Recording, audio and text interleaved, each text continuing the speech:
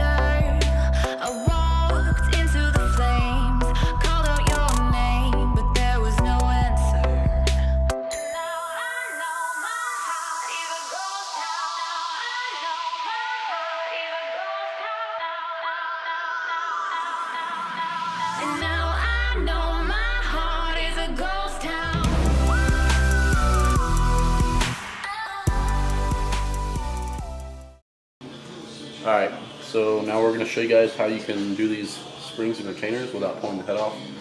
What we have here is just a lead for like a compression tester. I pulled the Schrader valve out of it, so if you pull the hose off, it'll drain the pressure out. So anyways, what we're going to do is we hook this up to air. This is on a regulator. Don't put a ton of pressure to it. I'm going to try like 40 psi and see how it works. And then I got my janky homemade spring compressor. It's just a bunch of nuts welded on at an angle that goes down to the cap, and then you just run this bolt in.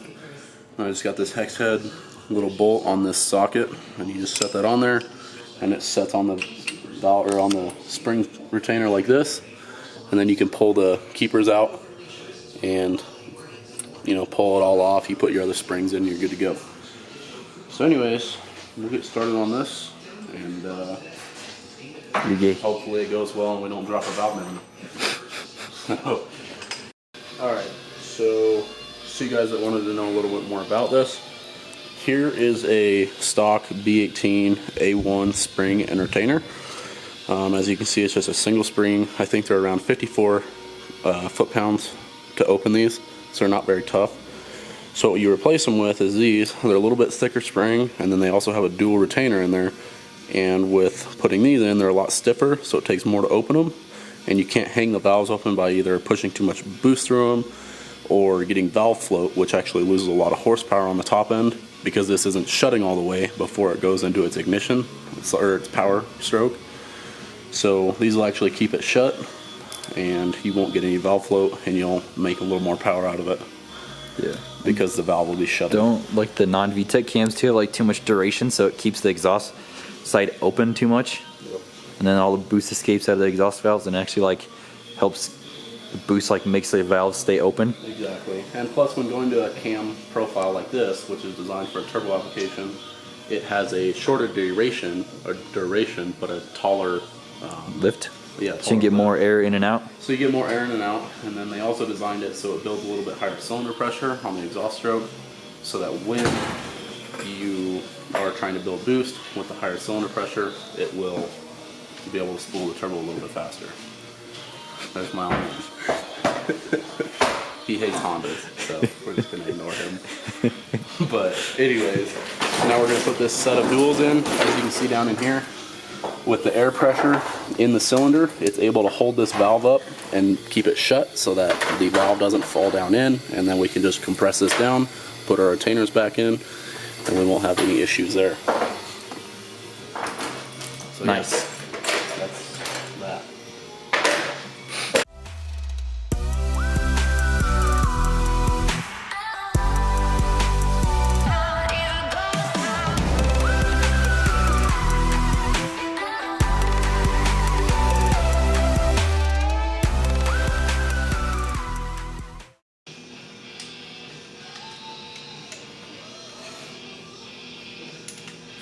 He's finally putting the cams on.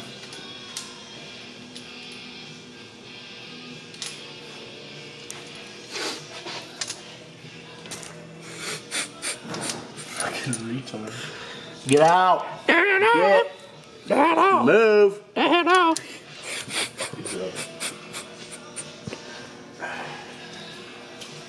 Put my intake in cam on.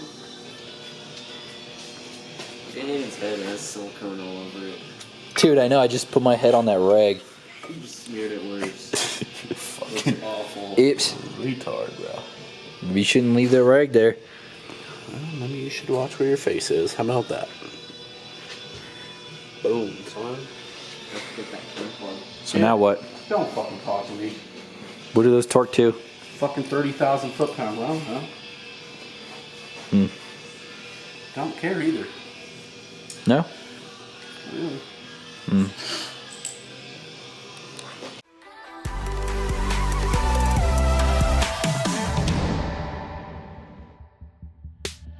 Last night in my dream, all the machines had been disconnected.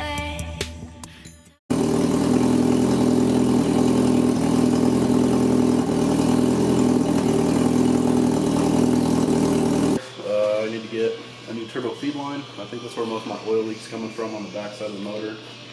And then tomorrow, I'll pull the intake off, figure out where the leak's actually coming from, and fix a couple other little things, get the boost by gear set up, or the components put in the ECU, and then be back for a retune. And you're waiting on your oil pressure sensor too, right? Yeah, I'm getting an oil pressure sensor tonight, hopefully, from Blow Shits, and hopefully that fixes that issue. I know it's got good oil pressure, but just an extra precaution. How's it sound with the cams? Pretty good? Sounds a little more throaty, but That's about it. I want to get some huge cams, so just go. Just lock the VTEC. Oh wait. Always. Oh wait. Oh wait. Yeah. LS motor life. Yeah, we ain't got no VTEC. But yeah, hopefully go back for like 450 or 500 tomorrow or Monday. So we'll see.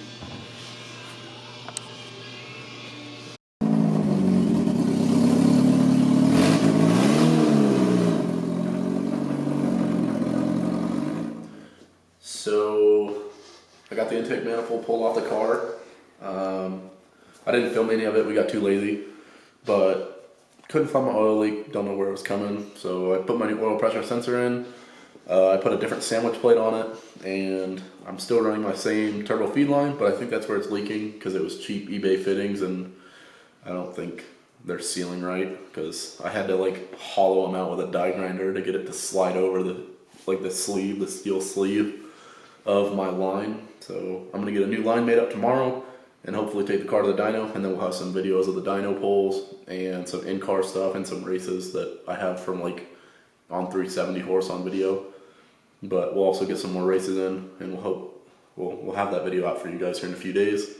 Then when me and Hayden went down to Denver, picked up his tranny for the Rx7. Yep. It's just so I was gonna go with the T56, but they're so freaking expensive that I just bought a TH400 with the converter for $100.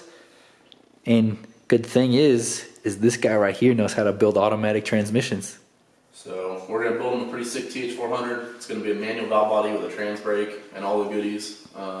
It'll probably be, I don't know, good for like 300 horse, like, you know, Hayden's car is gonna make, but yeah, for now. For now, because yeah, it should be fast. It should be able to hold a lot of power. Plus, we're probably gonna put some billet parts in it, so that'll be nice. And yeah, so it'll be a learning curve for Hayden, and then yeah, I asked him today. I was like, dude, is there supposed to be fluid inside this thing? yeah, I get a call. Hayden, he's all, hey, should there be fluid inside of this converter? I was just like, oh. Yeah, so my reasoning behind the TH400 also is because this whole car is supposed to be like a whole new learning process for me. And that's one thing is I don't know jack shit about autos. So that's kind of my thing. And these TH400s are pretty easy to build. And I'll have less money in this than a T56 and it'll be faster. So, but yeah, and on this Rx7 too, I just took out like the stock harness out of it, inside and out. And like the whole dash is out of here. For now, I'm going to put like everything back to stock and keep the heater. But I'm going to rewire up like all the headlights and taillights and blinkers and whatnot. And I also today was working on this freaking tiny ass collector for Izzy's Evo. I didn't weld the outside of it yet because I'm still waiting to get like a nice solid chunk of aluminum to bolt the flange to before I weld it, but I welded the inside of it. Just got to weld the outside. But still waiting on the exhaust housing for Izzy's turbo. It's got like a 69 millimeter SXC. Oh shit, yeah. I forgot about that too. I picked up the tranny for $100 and this thing was $250. And it's just a stock LS1 style, like F-body style intake manifold that was off a GTO. And the guy was actually really cool. He told me that if he doesn't sell the injectors and the stock rails this week, that he'll just give them to me for free. And he actually gave me some stock valve covers too, which was nice because I don't know if I like those aluminum ones because I don't have anything to bolt the coils to. Yeah. So I might just sell the aluminum ones for $50. Yeah. And I also ordered a pickup tube for the motor. Just gotta wait for it to come in. Be about a week, and then I can bolt the tranny up to the motor and start mocking it up. I might buy mounts for it. I might just make my own. We'll see. So yeah, it'll be pretty cool. And like we said, we'll have some videos for you guys here in the next couple of days of both the Rx7, some work on that, and the Integra. So stay tuned for that. Yep. That's gonna be it for this video. Fucking retard.